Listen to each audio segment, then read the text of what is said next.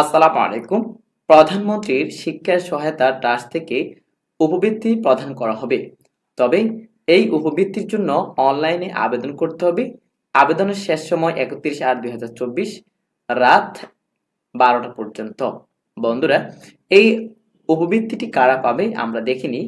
লেখা আছে ষষ্ঠ থেকে স্নাতক ও সমমান শ্রেণীর দুর্ঘটনায় গুরুতর আহত অসচ্ছল পরিবারের মেধাবী শিক্ষার্থীদের এককালীন চিকিৎসা অনুদান প্রদানের লক্ষ্যে 2024-25 অর্থবছরের জুলাই-আগস্ট প্রান্তে অনলাইন আবেদন গ্রহণ। অর্থাৎ ষষ্ঠ শ্রেণী থেকে স্নাতক ডিগ্রি পর্যন্ত যে সকল শিক্ষার্থীরা বিভিন্ন অ্যাক্সিডেন্ট করে অর্থাৎ বিভিন্ন দুর্ঘটনায় গুরুতর আহত অবস্থায় আছে তাদের এককালীন চিকিৎসার জন্য অনুদান দেওয়া হবে।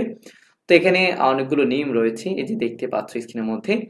এই যে ওয়েবসাইটে এই লিঙ্কে প্রবেশ করে অনলাইনে আবেদন করতে হবে। আর আবেদনের শেষ সময় 31/8/2024। তোমাদের মধ্য থেকে যে সকল শিক্ষার্থীরা দুর্ঘটনায় আহত অবস্থায় রয়েছে তাদেরকে এই ভিডিওটি শেয়ার করে দিতে পারো, যাতে করে তারা আবেদন করার সুযোগ পায়।